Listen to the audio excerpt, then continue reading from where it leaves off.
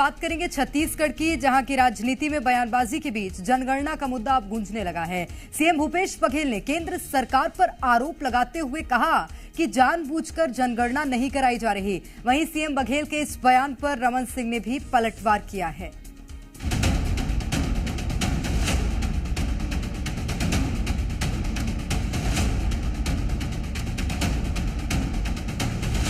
छत्तीसगढ़ में चुनावी सरगर्मी के बीच बयानों का दौर जारी है।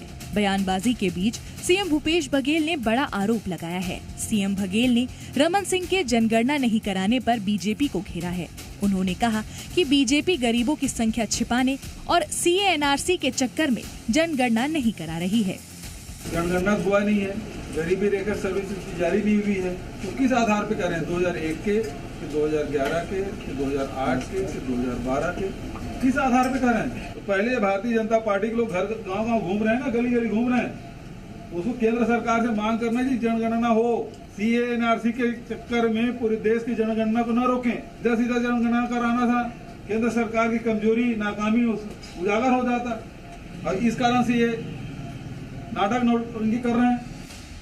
इसके साथ ही सीएम बघेल ने आवास योजना पर बोलते हुए कहा कि बीजेपी आंकड़े कहां से लाती है। सीएम ने कहा जनगणना हुई नहीं तो वो किस आधार पर कह रहे हैं।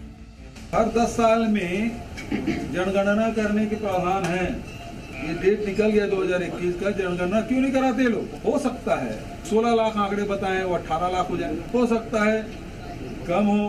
केंद्र सरकार या भारतीय जनता पार्टी जो सरकार है, जनगणना शायद इसलिए नहीं करा रही है कि पूरे देश में गरीबों की संख्या में वृद्धि हुई, इसलिए जनगणना नहीं करा रहे हैं, मेरा आरोप। सीएम बघेल की ओर से उठाए गए सवाल पर पूर्व सीएम डॉक्टर रमन सिंह ने पलटवार किया है। उन्होंने कहा कि जनगणना तयशुदा वक्त पर होती है, इसमें मांग की जरूरत नहीं है। इसके साथ ही उन्होंने एक बार फिर आवास योजना पर सरकार को घेरा। 16 लाख आवास छीन कर न केवल ग्रामीण अर्थव्यवस्था की रीढ़ तोड़ दी है, बल्कि 16 लाख लोगों के मकान छीनकर एक अपराध किया है। भूपेश बघेल की सरकार के 8 महीने बाकी हैं। ये आवास क्या मिलेगा नहीं मिलेगा, एक बार अंतिम बोल दें, दोनों हाथ उठा के माफी मांग ले, हाथ जोड़ के कि मैं नहीं दे सकता। छत्तीसगढ़ में जहां बीजेपी की ओर से सुरक्षा का मुद्दा उठाया जा रहा था, तो वहीं सीएम बघेल ने जनगणना का मुद्दा छेड़ दिया है और आरोप लगाया कि जनगणना के कारण ही योजनाओं का लाभ मिलने में दिक्कतें हो रही हैं। ऐसे में सवाल ये कि क्या चुनावी दौर में राजनीतिक पार्टियां मुद्दे भुनाने की कोशिश कर रही हैं?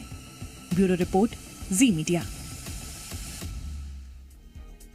और चलिए ज्यादा जानकारी लेंगे, रायपुर से तृप्ति सोनी हमारे साथ इस वक्त सीधे जुड़ गई हैं। तृप्ति, छत्तीसगढ़ की सियासत में अब जनगणना का मुद्दा गर्माता हुआ नजर आ रहा है, कितना फायदा ये सियासी दलों में पहुंचा सकता है? अगर कांग्रेस की बात करें, क्योंकि चुनावी साल है, ये मुद्दा कितना अहम हो सकता है? देखिए, एक दूसरे की खामियां गिनाने का सिलसिला लगातार चल रहा है। एक तरफ सुरक्षा के मुद्दे पर जहां भारतीय जनता पार्टी सरकार को घेरती है और इस बात को भी जोर शोर से उठाती है कि पीएम आवास योजना का लाभ कई हितग्राहियों को नहीं दिया गया। पीएम आवास योजना की राशि केंद्र से छत्तीसगढ़ में आई थी, लेकिन जो पहले के आवास पूर्ण नहीं हुए थे, उसकी वजह से जो विधानसभा में भी आंकड़े जारी किए गए थे, राशि वापस चली गई थी। तब मुद्दा उठा था केंद्रांश और राज्यांश का। उसके बाद अब हालिया मामला ये है कि जब पूरे प्रदेश में छत्तीसगढ़ बीजेपी पीएम आवास को लेकर आंदोलन कर रही है, हितग्राहियों के साथ बैठक कर रही है, कलेक्टर को ज्ञापन सौंपे जा रहे हैं, सरकार को इस मुद्दे पर घेरा जा रहा है, तो इस बीच मुख्यमंत्री भूपेश बघेल ने जनगणना का राग छेड़ा है। उन्होंने कहा है कि 16 लाख मकान जो बताए जा रहे हैं वो किस आधार पर बताए जा रहे हैं, क्योंकि जनगणना तो हुई नहीं है। आपको याद होगा कि कोरोना काल में जनगणना स्थगित हो गई थी और अभी भी ये समय निर्धारित नहीं है कि जनगणना कब पूरी होगी। ऐसे में सीएम भूपेश बघेल ने केंद्र सरकार पर सवाल खड़े किए हैं और पूर्व सीएम रमन सिंह से कहा है कि सरकार से मांग करे कि जनगणना कराई जाए ताकि योजना का लाभ ज्यादा लोगों को मिले। अब वो आंकड़े घटे हैं या बढ़े हैं, किस आधार पर ये बात कर रहे हैं, इस पर सवाल खड़े किए हैं सीएम भूपेश बघेल ने।